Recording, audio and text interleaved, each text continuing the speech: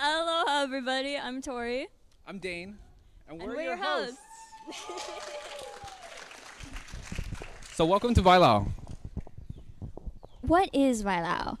Wailau is a series of themed storytelling events that build connections between members of our campus and wider community that go deeper than the roles we hold and honor our complex, fragile, fascinating, and brave selves. Each event will explore a different theme, and we seek to showcase 5 storytellers. So the meaning behind the name Wailau is the gathering of many waters, a place where water from various diverse sources comes together to create a more powerful and unified whole. And today's episode is called Ripples. Before we begin, if you want to know more about our program, there's a QR code, and it'll be at the front desk over there.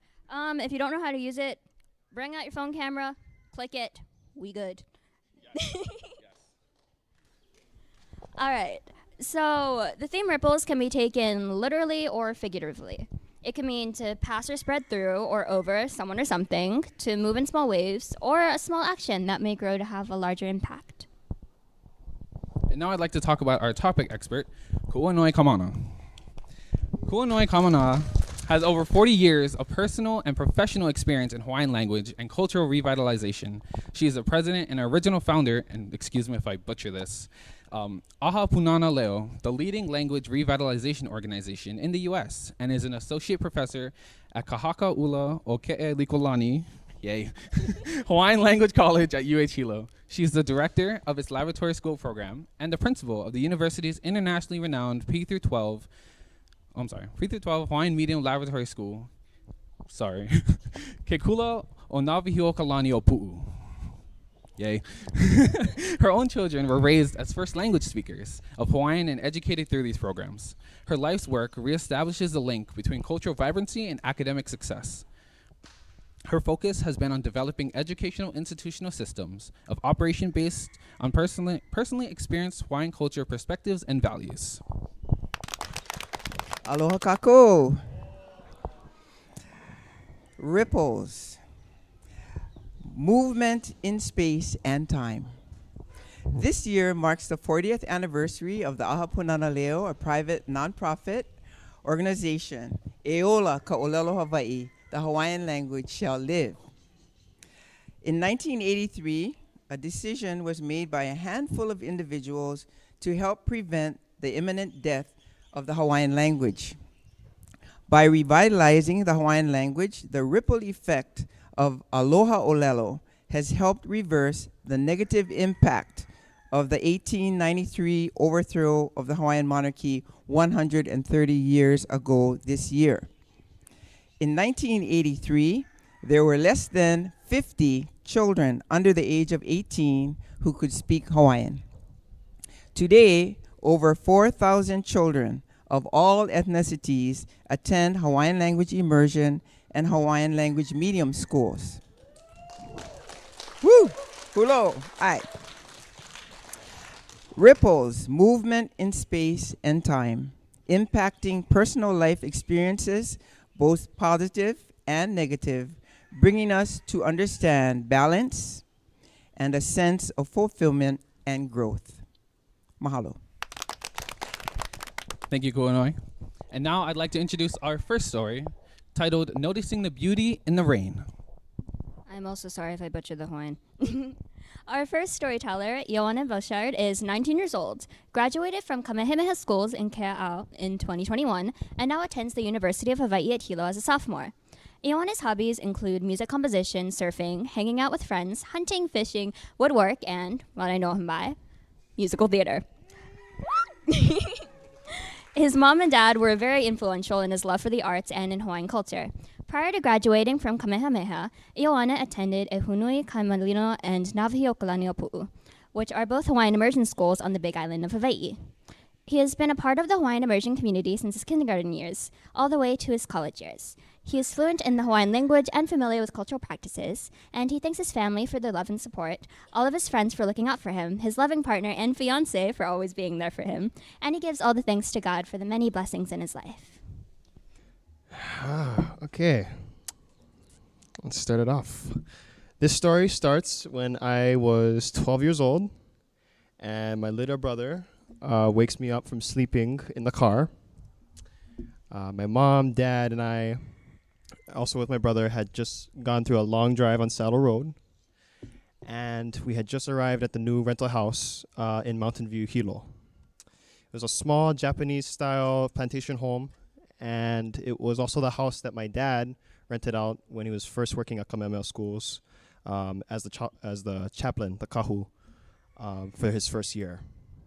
And in that first year, he spent that time away from us, so we could only see him occasionally. We're originally from Kona, so I'm a Kona boy, apparently. And moving to Hilo and with our family was rejuvenating. It was rejuvenating to have him back in our lives again.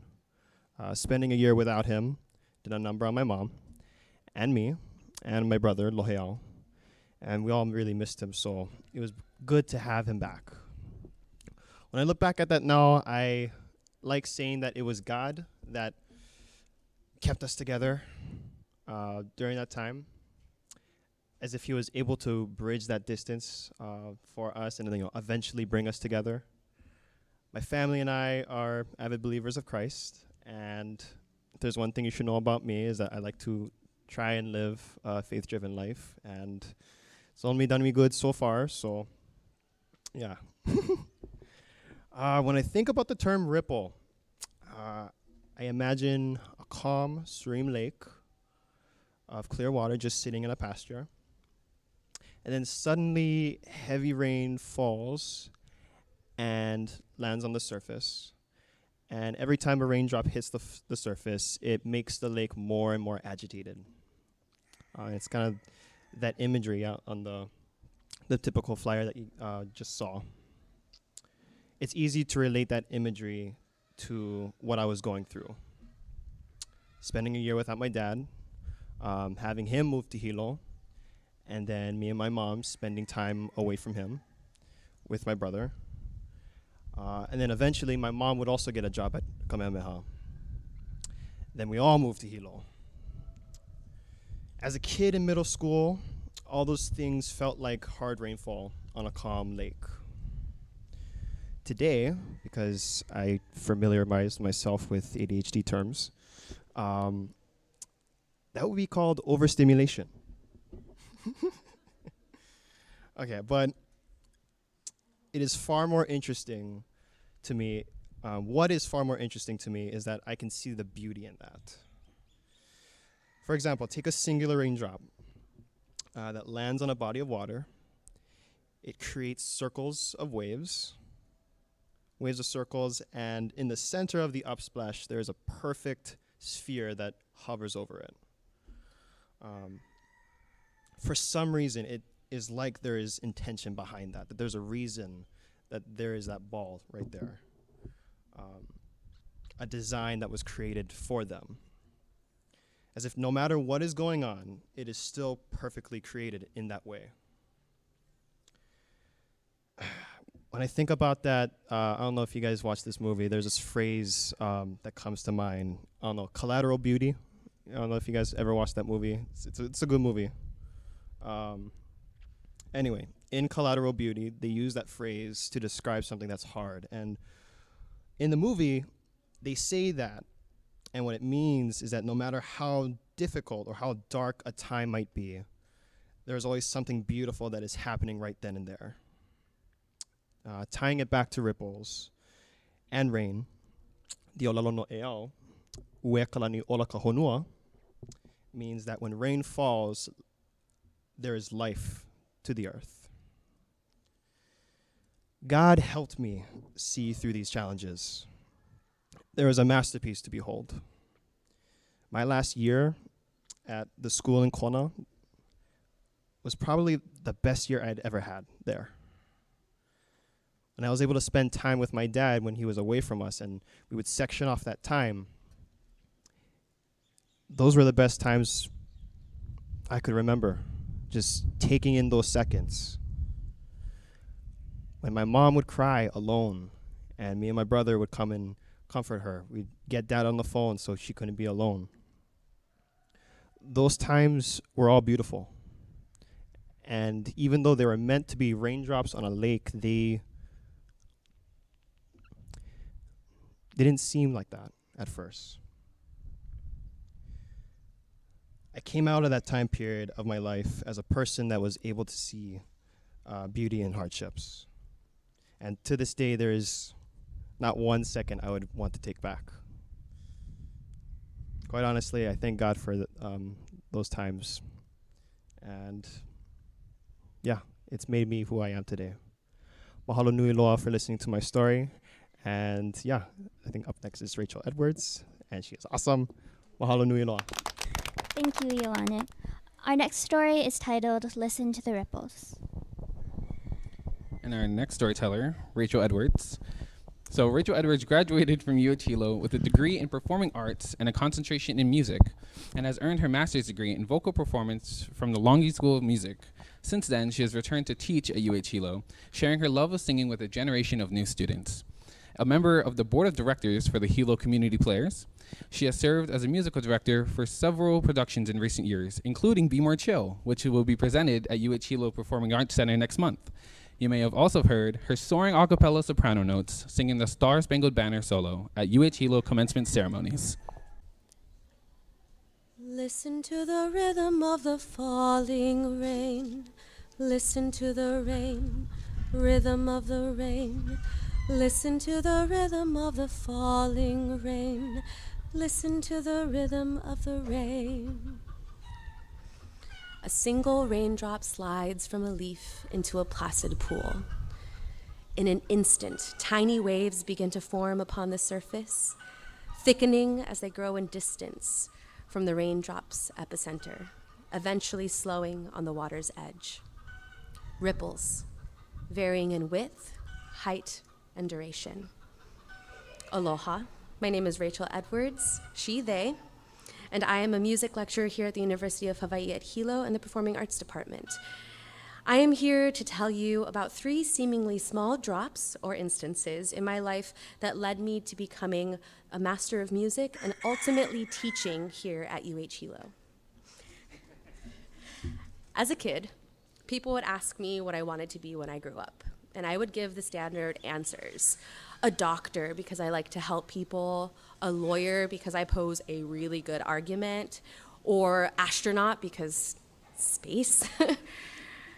But in reality, my big dream was to star on Barney, or be a Disney kid. I would sing along to every song on the radio with my made-up lyrics and perform for invisible audiences. But I was always deterred from the thought of being a performer because it's not financially stable. See, my parents and I had little to often no money, and it felt like it was up to me to grow up and take care of the family. So, there I am. It's 6th grade, and in this particular public education system, we had a great music program. And so we got the choice of either doing brass band or strings or chorus. To this day, I still yearn to play the piano or play the violin, but I was stuck in choir because I couldn't afford an instrument. It didn't take me long until I realized that I loved choir. I still really love choir. I excelled at the warm-ups. I actually studied my music when I didn't want to study any subjects at all. And I felt like I belonged somewhere. So from there, things expanded. I attended 6th grade honor choir. I ended up in advanced choir classes all through middle school and high school. I became the soprano section leader, where I helped my peers prepare for upcoming choir competitions during my junior and senior year. From that small 10-person choir class, my experience radiated to choirs including 200 people. This small drop of being forced into a choir in 6th grade continues to ripple through my life to this day. So flash forward, I've relocated to Hilo to stay with my grandmother and my aunt. You see, I attempted to go to graphic arts school for the money, and because of one thing or another, that pathway was blocked. So I was gifted a one-way ticket to Hilo and safe haven while my parents had some things to figure out. A few months went by, and I was itching for something to do outside of my family unit. And that's when my grandmother showed me an audition for the Kane Lihua Chorale, which is a forgotten community choir group made up of older folks that used to practice here at UH Hilo. A quick audition later and some seriously complicated music, I had my first performance here in Hilo. A seemingly small instance, but this is what kept me here. It eventually led me to doing the role of Cinderella up in Volcano with the Kilauea and Drama Entertainment Network, even becoming the leading lady for Miss Saigon here at UH Hilo, eventually receiving my Bachelor in Performing Arts with a music focus here as well, and then even getting to direct musicals all around Hilo. I was a single voice in a big group, rippling, resounding, and radiating into a community leader. As you can tell, music created lots of momentum in my life. This practically invisible thing created a person who is now driven, collaborative, empathetic, where otherwise life's struggles might have led me to an early grave. So, for the 2 years after my bachelor's degree, I put performance aside so I can make money. And life certainly lacked musical radiance, so I found my way to watch Le Nozze di Figaro by Mozart at the Palace, which was put on by the Hawaii Performing Arts Festival, who is centered in Waimea. I was frozen by this performance. I had never seen opera in real life. I had never seen other people my age with opera interest or skill. I can still feel the overtones of harmony rippling through my body when I think of this production. Over the years, I knew my voice was built for classical singing, but those opportunities only happened here if I made them. So, over the course of a year, I prepared recitals, made audition recordings, and really sang my heart out. An application later, I was at a 3-week classical singing program at the Hawaii Preparatory Academy with the Hawaii Performing Arts Festival. Buying those tickets to Le Nozze di Figaro inspired me to do that program, which then led me to meeting a friend who told me about the Lange School of Music of Bard College, which then meant I moved to Boston and I got my master's degree in music, which eventually opened up the door to me becoming a lecturer here at UH Hilo. I'm even getting the chance to music direct Be More Chill, which is opening in April.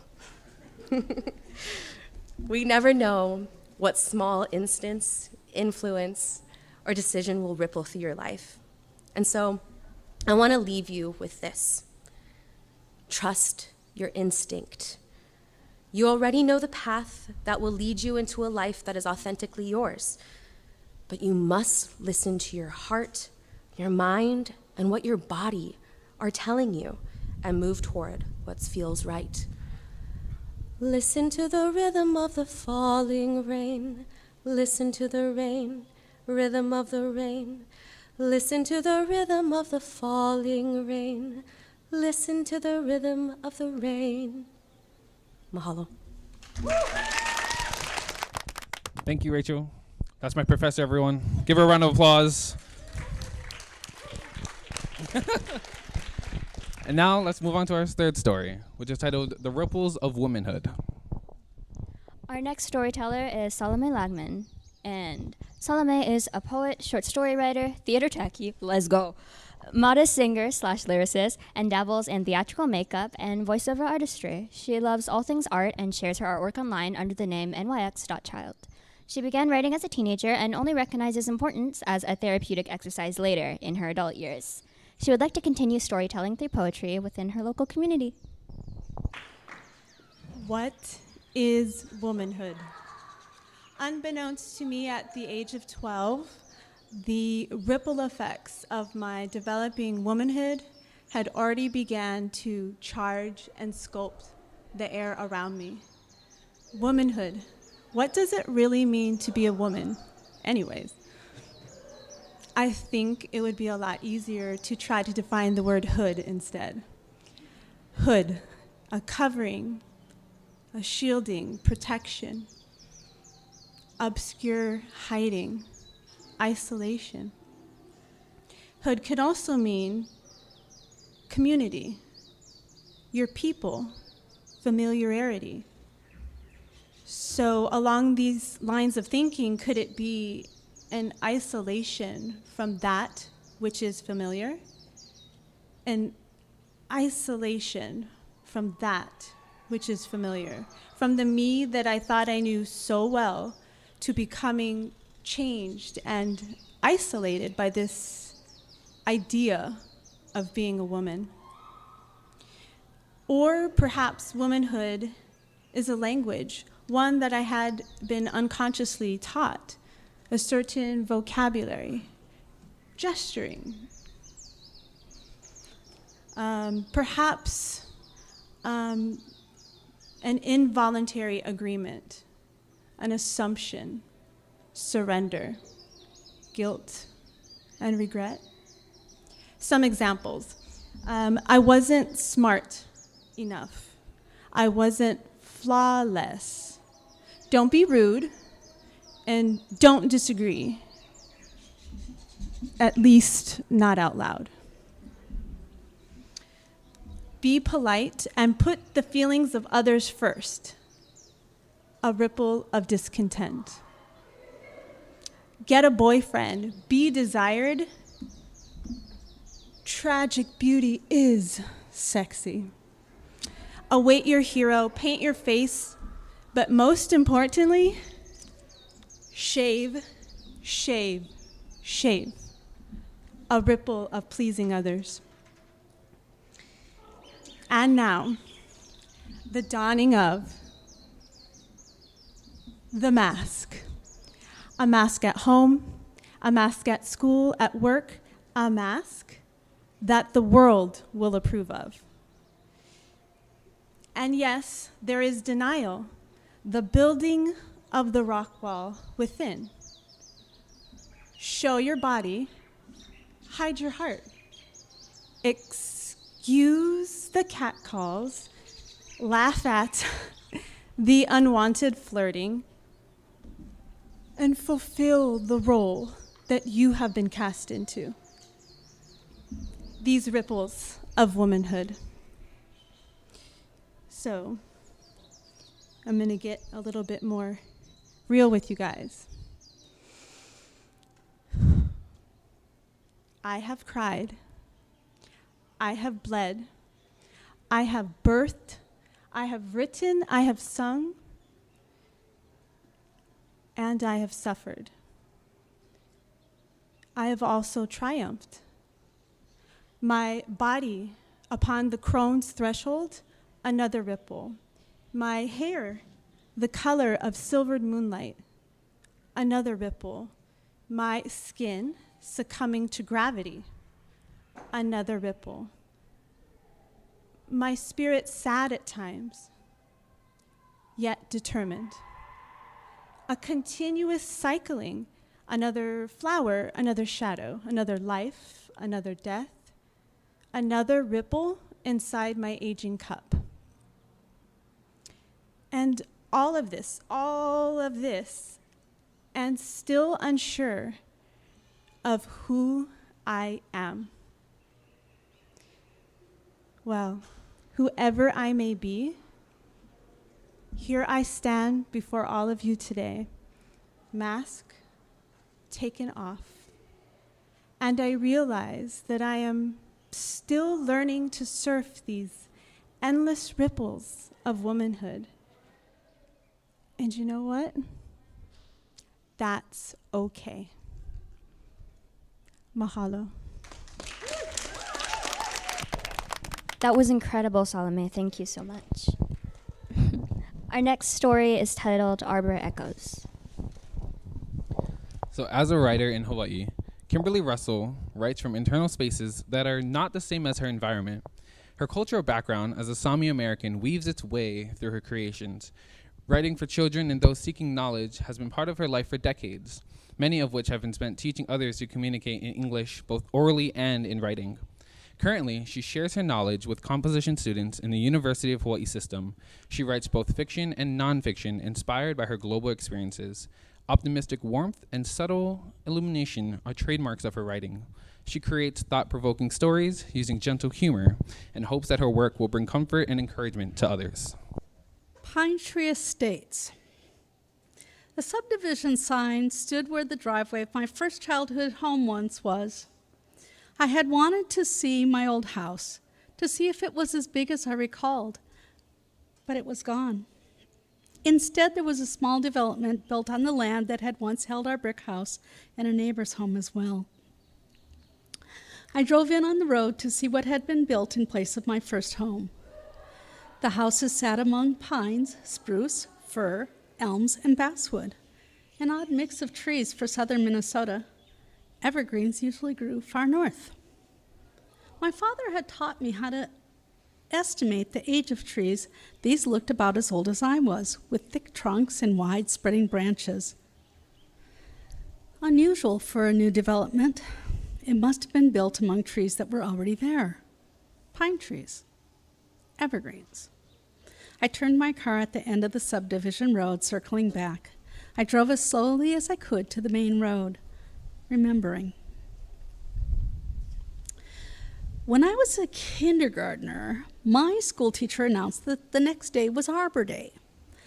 I came home excited to tell my parents the news. We were going to plant at the school. I had a lot of questions about this, such as why there was a special day for planting and what was an arbor.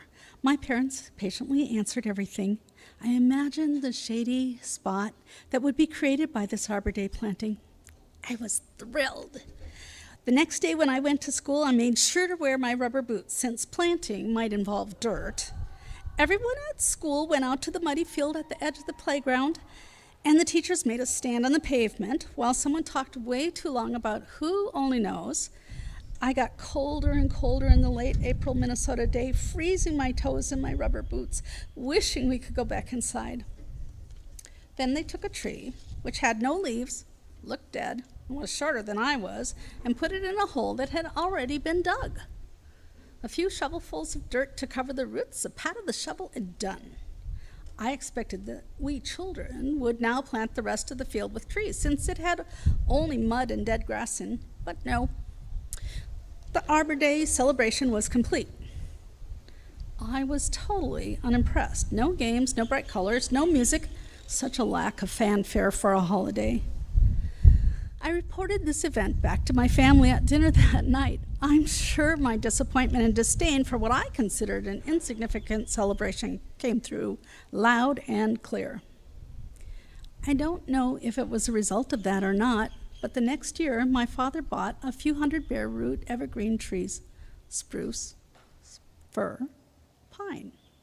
They came wrapped in a burlap bundle. They were tiny. With their roots, they were probably only a couple of feet high. I don't think my father had intended to plant trees with me, but I was determined to be part of it. Mom bundled me up in my warm coat and scarf, and I followed Dad to the far end of our property. He and I trudged to the back of our 3-acre lot, where a grove of basswood and elms stood next to a small marsh. Dad flopped the burlap bundle on the ground and opened it. Ah, green seedlings. He would need my help to plant. Dad showed me how to gently disentangle the trees from each other, holding each one by the central stem and shaking it just enough to get it to let go of the other tree roots, but not tear the roots. And we freed up a few trees, and now it was my job to carry these. My bare hands turned red with cold, but I wouldn't put on my mittens. So I didn't want to get my mittens dirty, and I didn't want to drop the trees. Dad took a small spade. Chunk! He chopped the blade into the grass and ground and leaned against the handle, pushing it away from himself. He pulled the spade out, leaving a small hole just deep enough for the tree roots. Now, I had to hold one tree straight up and down inside the hole. Dad explained that if it was not straight, the tree would be planted at a slant, and then it would struggle to grow up straight again. My sympathy for the tiny trees was stirred by this, and I made sure that they would be able to grow straight right from the start. As I held the tree, my father stomped firmly with his boot on the side of the hole to close it around the root. When I let go, the seedling stood upright. We moved to the next spot in the grass, planting trees throughout the edge of the little deciduous woods. that were already there.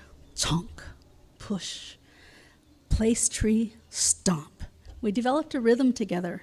50, 100, 150, 200, 250. Not all the trees lived, but most did. Early each spring for the next 3 years, my father and I repeated this event, planting more and more evergreens, filling our land, mixing them into the elm and basswood forest until we moved from that house, the house that the subdivision had eliminated. My short drive had brought me once more to the entry of the subdivision. I looked at the sign, Pine Tree Estates. Yes, I knew exactly how old these trees were. They were just a few years younger than me. Here was an echo of that arbor I had imagined so long ago.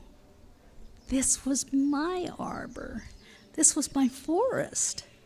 All around the house stood the tall evergreen trees which my father and I had planted.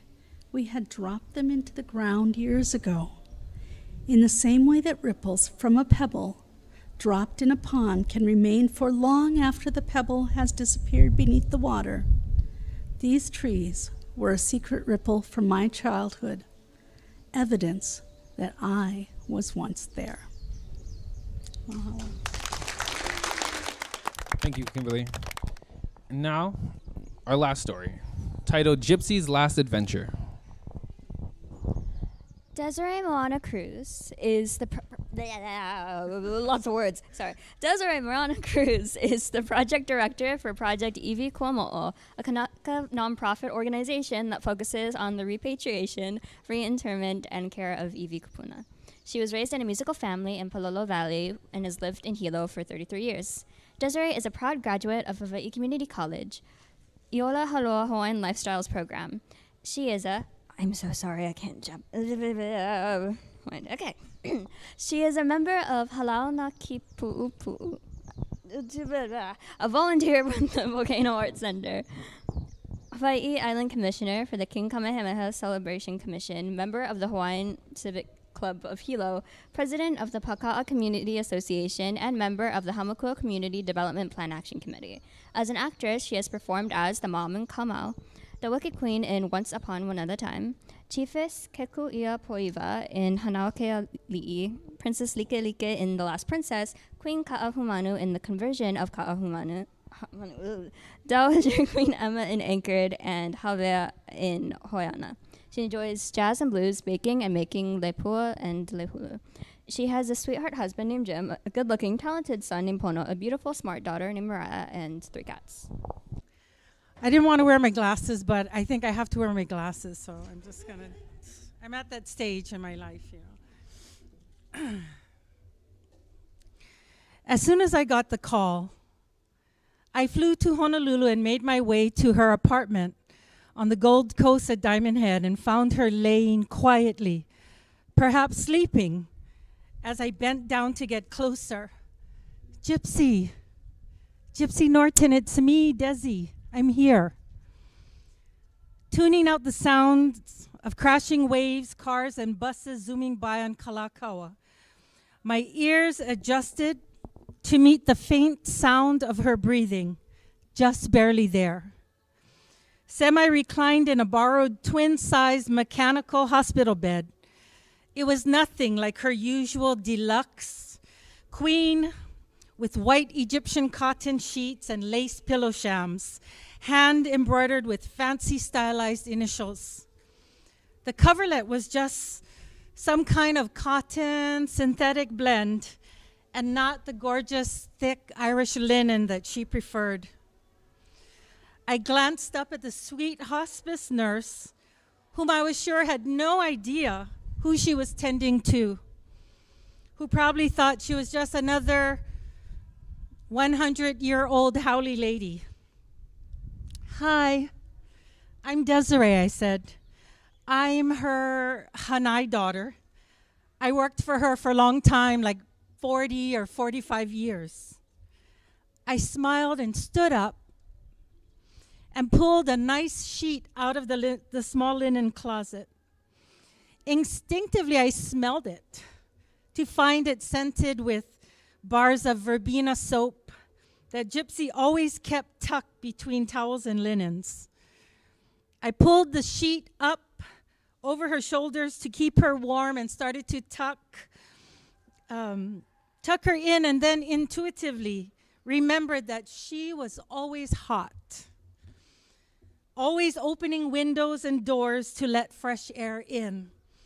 And years ago when we were in Russia, in the first week of January, it was like 40 degrees below zero, and she insisted to prop open the hotel room window to let some fresh air in. I was sure I was going to freeze to death. So that night, I layered a haphazard layers of clothing over my pajamas and topped it off with 2 wool scarves and then a black Karakul Persian Russian hat just like Dr. Zhivago that she insisted I buy. I loosened the sheet and I took her hands into mine, and somehow they seemed so much smaller than I'd ever recalled. I cradled them softly, and I remembered all of the big chunky rings that she preferred to wear. Impressive old Turkish diamonds, big fat green emeralds, big crimson rubies, gorgeous Iranian turquoise, and more. So many times I'd followed her down narrow alleyways and hidden shops throughout the old shopping bazaars in Cairo, in Marrakesh, in Istanbul, and Baghdad. Gypsy sought out the old silver handcrafted Bedouin cuff bracelets and anklets, gorgeous 22-karat gold snake bracelets with diamonds and ruby eyes, wide masculine Kurdish belts made of silver and gold. Gobs and gobs of funny old stuff, she'd say, delighting in her newest find.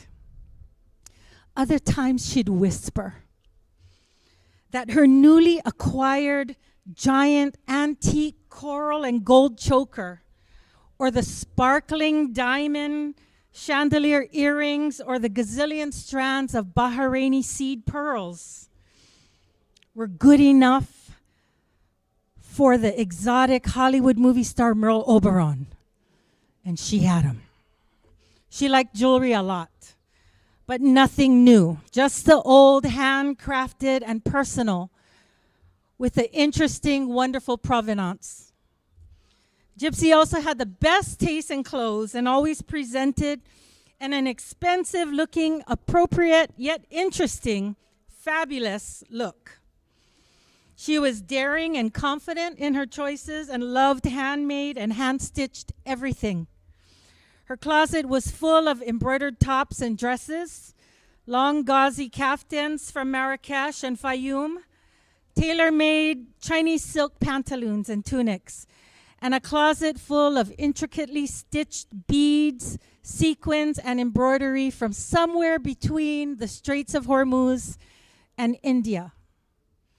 My favorite was definitely the hand-worked silver dresses from Asyut in Upper Egypt, or the billowy sheer sequin dresses worn by the Gulf Arab women, or the magical color-filled embroidered kaftans worn proudly by the women of Palestine, each thread, each semi-precious bead, each shell collected and stitched into time.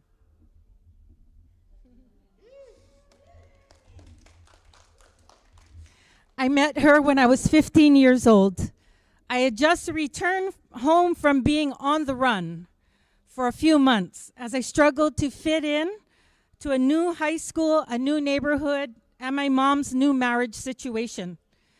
We went from a single-parent household with 7 kids under 16 years old and living in Palolo housing to a household of 11 kids under 18, all under 18, squeezed into a rusty Quonset hut lying in an overgrown patch of farmland in the sketchy back roads of Waimanalo. We had too many kids, too many raging hormones, not enough space, one tiny bathroom, a shaky marriage, and not enough money, and just not enough. I felt like I was drowning, lost in the mix with no hope in sight. Unsure of a better alternative, I pulled a teenage runaway stint. And I found that romanticized escape is far less exciting in real time. Within 3 months, I lost a few important things. I made a ton of bad decisions. I escaped precarious situations, and somehow, by the grace of God, I floated back to the surface with a renewed determination to get my act together. I was aware of Gypsy Norton Studio, which was known as Honolulu's busiest model and talent agency. The weekly advertisement was well placed in the Sunday TV Guide section, and it oozed with glamour and hope and a possible chance to escape my perceived prison. The ad promised, quote, "One short program changed her life. Let us change yours," unquote. My high school counselor arranged an interview with Mrs. Norton at her studio in the brand new ultra-modern mirrored tower called Century Center. When I arrived, she tossed a grape-colored one-piece swimsuit at me for a closer inspection, and with an unimpressed up and down, asked me, "Do you know how to clean?" I was offered a work scholarship, so I mopped, vacuumed, walked the dog, did dishes, laundry, took out the trash, cleaned the fridge, cleaned the toilets 3 times a week for 2 years in exchange for lessons in personal development, poise, public speaking, wardrobe, fashion, stage, pageants, makeup, hair, runway, photo modeling, and life. I was surrounded by women who were striving to add to their lives, to strengthen their skills, to tune up and turn out. I had no idea what I wanted to do as an adult, as the biggest goal in my neighborhood was being a hula dancer in Waikiki and working front desk at a hotel. I watched, I learned, I copied, I soaked in everything I possibly could. And there were additional lessons in how to manage a struggling business, dressing for success, importance of family, the beauty and complexity of American jazz standards, determination, humility, and a well-read mind, nailing an interview, showing up on time and ready, and how to whip up a quick quality quesadilla. I can hear Mrs. Norton saying, "Absolutely no one appreciates free. Deal from your strength. Turn on. Confidence is everything. Whatever you want the most in this world, you will have it, so choose carefully. Choose wisely," she said, "because you won't get everything, but you will get what you want the most." I rode the bus from Waimanalo to Waikiki and worked at Gypsy Norton Studio through high school 3 times a week for 2 years.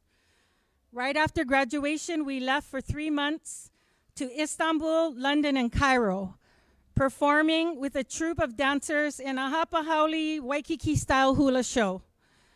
I traveled for 7 years with Mrs. Norton, who eventually just became Gypsy. I became her right hand and assistant everything: choreographer, costumer, booking agent, instructor, friend, and sometimes confidant. She was always my boss, my mentor, my friend, my biggest fan, and my worst critic. Eventually, I stopped touring but continued to help put the show together and audition talent. I was thrilled when she approved of my husband.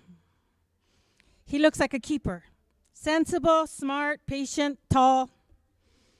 "Be sweet to your husband," she said all the time. Give him affection and praise and a quesadilla.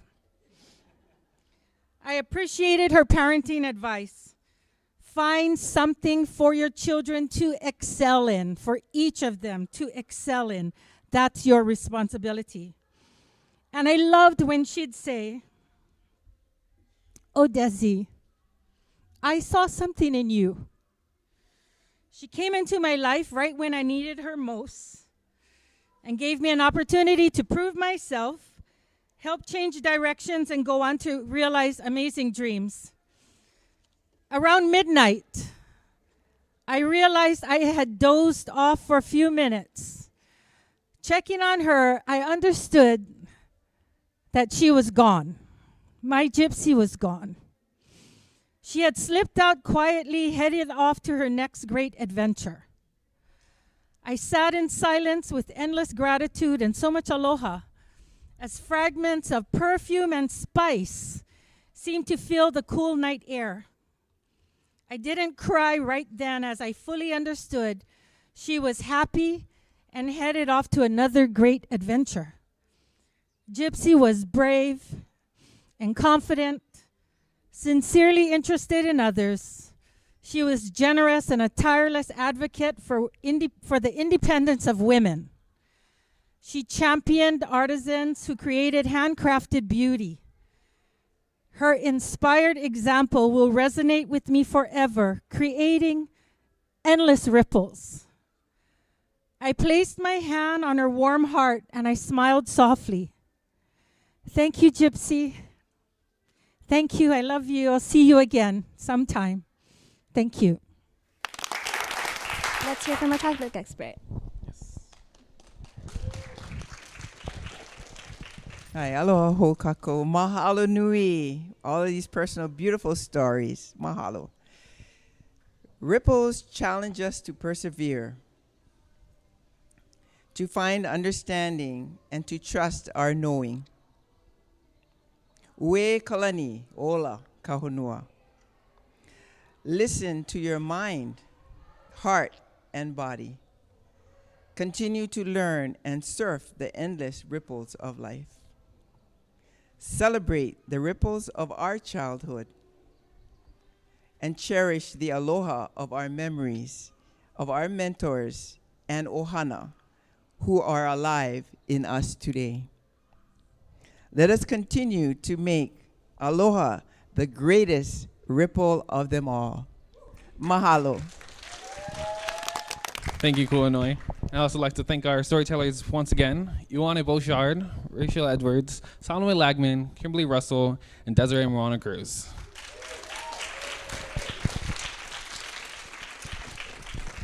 And now it's time to say ahuiho. Until we meet again, we'd like to give a special shout out to the Mo'okini Library, the Performing Arts Department, the Chancellor's Office, and the English Club for their support in making this program possible. So I ask you, do you have a great story to share? Tell the world at Wailau. Our next Wailau theme will be dreams. It can mean your hopes and aspirations for the future or the wildest dream or nightmare that you just can't forget about. I was going to steal it. I so was. Visit our website at hilo.hawaii.edu/Wailau to submit your story. Selected stories will be shared in the fall of 2023. Ahuiho!